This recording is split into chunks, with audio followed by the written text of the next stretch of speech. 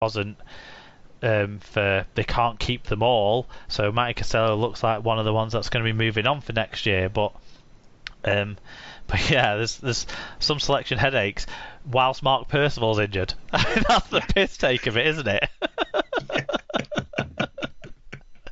Just missing you England international there, yeah, that's all. Yeah. That's all. Couple of disciplinary notes from this one. Alex Walmsley got a grade C dangerous contact charge and 2-match penalty notice. However, this was downgraded on appeal to a grade B and a 1-game ban. The ban only came into effect after the Monday fixtures, because the player still had the chance to respond to the charge on the Monday. So he played the Monday and is banned for Friday's game against Wigan. Tom Holroyd of Leeds got a grade A dangerous contact charge, with it being grade A. Didn't carry a ban. The Albert Goldthorpe points, Josh Sim got 3, James Roby got 2, and Lachlan Coote got 1. And Josh Sim got a hat-trick. He was brilliant. Not going to take it away from him, that or the man of the match award. But James Roby was the best player on the pitch in this game for my liking. Even though it was an easy beat, given that the Rhinos only backed up 3 players who'd played in the Challenge Cup final, and outside of that it was a very young and inexperienced lineup. Yeah, I mean, yeah, it was a comfortable result. You can kind of totally see that based on based on the teams, really. But stats don't make themselves, do they? I mean, you've got to make those tackles. You've got to not miss a tackle. You've got to make those running meters and stuff. So yeah. We all know that there's this tendency to get overexcited about a guy scoring a hat trick, but ultimately, as always, Roby makes this team tick, doesn't he? So yeah, I would have no problem if the points had been reserved and reversed, and Roby got 3 and Sim had got 2. Yeah, and I don't think it's getting carried away in Sim's case, just because he's come close to scoring a few times this year. So I think it was a great relief for him that he did score, but the way he scored that first try was fantastic. He showed a really good burst of pace, but also maturity, his positioning at the start of the play, switching the ball around to avoid tacklers, and the way he weaved his run, and making sure he had a hand free to fend if he needed and stuff. It was really good, and then he showed great strength, like David mentioned, to score his second try. So really good stuff from Josh Sim in this game.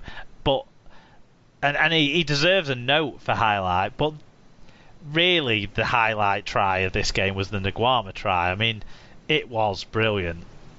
Great hands from Nguama to get Makinson free on the wing, Makinson show good pace and composure, but just how many Saints support players were in the picture for the pass back inside? But Nguama deserved to take that pass back inside because of his hands that set it up. Aaron Smith's try actually was really nice play between him and Theo Farge as well, who was another Saints player who was particularly decent in this one. But they didn't come up against much, I would say. These young Rhinos, Liam Tyndall got his first try of his career, which is nice for him, but he probably deserved to get it in a game where they won or something. But a nice memory for him. But they weren't up to much, the young Rhinos, in all honesty. Jack Walker, great one-on-one cover tackle on a break in Regan Grace, but Saints just shifted the ball wide and got a try on the next play, so that was unfortunate for him. But yeah, one-sided. Yes, understandably so, but yeah. Okay then, moving on to Sunday. I'll let you take us through the stats of that one, because I've got the next two that we only got the stats today that aren't on your rundown. Yeah, sounds good. So this one was quite entertaining from my viewing point. It finished Wakefield 48, Hull KR 18. Again, Hull KR getting off to a bad start. It was 26-0 to the Trin at half time. Scott Mickey Mouse Hat was refereeing this one. So 330 more metres, 3 more breaks and 2 fewer errors helped Trin to win this game. They overcame an abysmal 86% tackle success rate in claiming this comprehensive 9 tries to 3 victory. That's quite a change, isn't it? They went from 97% the week before to 86. So yeah, they concentrated on attacking. That to me is what 2 games in 4 days with pretty much the same side does, to be honest. I can understand some of those misses. I really can. Bright Eyes himself turned out a run with 157 metres. David Fafita with 147 metres. Ben Jones-Bishop with the hat-trick, 3 tries, 140 metres, 4 clean breaks. Reece Lynn, brilliant in this one from my side. 2 tries, 2 try assists, 8 tackle busts, 108 metres. For Hull KR, Ben Crooks, as usual, getting his a try assist as well, 11 tackle busts, 121 metres, and 4 clean breaks. And George King had 110 metres. Yeah, Ben Crooks got wide receiver of the match award as well for. Yeah, it was forward. It was definitely forward. Tom Andrews said, woke up early after a 13-hour night shift for this. Sadly, Hull KR were having a much longer sleep than me. Getting the piss took out of you by a lost dressing room and coach on the way out is so depressing. Predicting record-breaking misery on Thursday. I'm going to need a lot of beer to make it through that one. Also, that's the Hull Derby, by the way. Also, judging by Twitter, a poor scale, the very loyal fan base is getting sick of it. The team that got relegated were better than this by a long way. Blair, Mantellato, CO, the list of players who would walk into this team goes on. Don't know where the answers lie, but big changes needed for next season. I just don't think the funds are there to do it. Bit ranting from Tom. He obviously took this one hard. Well, he was probably a bit tired, and yeah, it's difficult, isn't it? Because KR are not doing themselves any favours, are they? Because they're out of the games before they even appear to start playing, which is not helpful. But there would have been. No one expected Hull KR to challenge this season, I don't think. If anyone did, they were lying to themselves. The squad they put together, there was so much change in the squad, so much change at key positions. They were relying on probably 2 or 3 players who've shown a bit of injury proneness in the last 12 months to not get injured. That's a big ask. They were relying on players from the Championship to step up. Yes, definitely.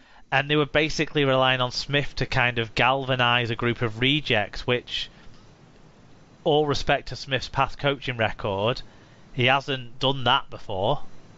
He led a Leeds team on the precipice of greatness to greatness, and he made a Warrington team be consistently successful that had a consistently strong amount of money put into that squad. So, yeah, at Huddersfield he got them promoted, but he didn't do anything with them in the Super League. So let's be fair about his record with the top clubs he's performed at, but look at the squad he had for this club and his record when he's been at the lower end of Super League, and let's say none of this is unexpected, that they're struggling this year. Let's just hope some of the things that they're doing around the off the field stuff actually mean that the club can still prosper for that really good fan base that they've got over in East Hull. Yeah, I think the lack of relegation this year has been a bit of a lifesaver in many ways. It's meant that they can think about next year and have a plan to get them through to about this time next year.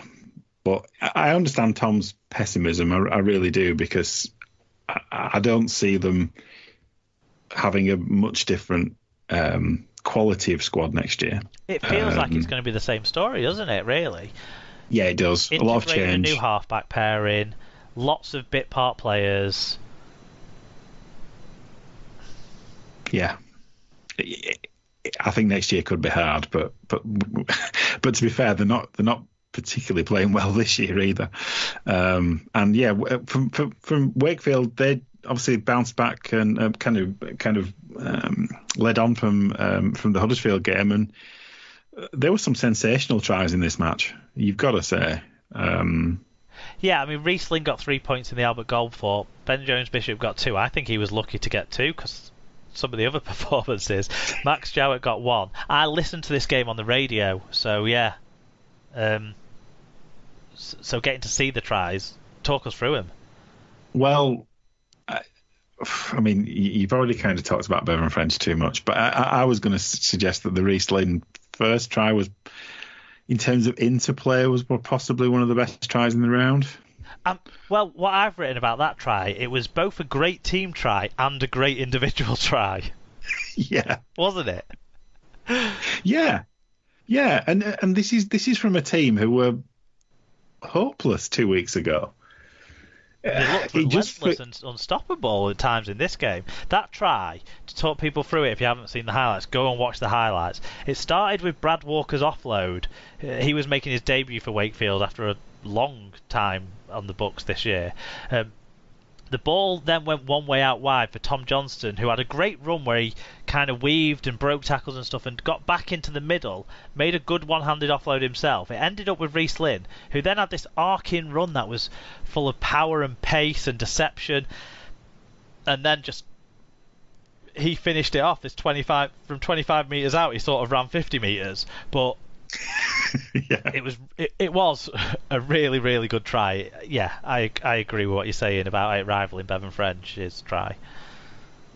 And yeah, it wasn't the try that they picked from this game to be in the try of the week either. This was Ben Jones-Bishop's second try, was given that accolade. And again, it was from really good work from Johnston. All the way out on the far wing, he took a kick and then basically created broken play by breaking a couple of tackles and weaving across the middle of the pitch. He found Reece Lynn, who put a nice inside pass on for Ben Jones-Bishop, who just had a clean run to the post. He didn't have to do much for his 3 tries, didn't Jones-Bishop? His third try, I think Reece Lynn could have scored his own hat-trick rather than pass it, but he passed it. Well, that's what all good centres do, isn't it? And yeah, it felt to me like Wakey had just, the weight of the world had lifted from them and they were just playing to entertain. This was most enjoyable from my point of view to watch these highlights. It was, lots of enterprising play, keeping the ball alive. And to be fair, KR scored a couple of decent tries in the second half as well. So it was, the one, the Abdul try, wasn't it, where there was the pass to Crooks, he beat a couple of guys, then threw a speculative-ish kind of offload back inside, but it worked out well. Yeah, it did. Yeah, so yeah, I mean, you can't expect too much from these games. The two teams that have, not got much to play for, but all you can hope for, I suppose, is a bit of entertainment. And yeah, I was entertained with watching it. Yeah, and listening to it sounded good as well. Now, we can't leave this game without talking about what I think will become the most memorable moment from this game, and that's Ryan Hampshire's try put on a plate by Kalepi Tanganoa. I mean, Tanganoa set free after another piece of good build-up play that involved a good Brad Walker offload, and then he made a powerful break that we've seen Tanganoa making, and just for him to hand the ball back to Hampshire, but he was past the last line of defence, he was in the in-goal area, all the hard running had been done when he did this. So I just think bookies might want to see for any spikes in Ryan Hampshire anytime try scoring bets from the Wakefield area, because seriously, what was that about? But it tells me the team spirit when people are doing that for each other. Yeah, it was. Yeah, that's exactly what it is. It's that. This is the thing, the contrast between the story and the way that they played in both games this weekend. It's like night and day. Crazy. Yeah. Absolutely. Bonkers. Okay, moving on to the next action from round 18, which was on Sky on Monday evening. It was Salford versus St Helens, and it was 10-6 at the break to the young Saints, but Salford came back in the second half to win 12 points to 10. Ben Thaler was the referee. In terms of the stats, Saints made more metres but fewer breaks, with Salford's defence missing fewer tackles despite having to make more. So basically, Salford worked hard for this win, were made to work hard for this win by the young Saints side, but maybe just deserved it. Individually, Dan Sargentson definitely deserves something from this game. 5 tackles and 194 metres. Luke Yates, are you ready? 70 tackles, 22 of which were marker tackles. He did miss one tackle. What an embarrassment. That's quite an effort back to back, isn't it? That really is. Yeah. So in in 4 days, Luke Yates made 112 tackles, right? 33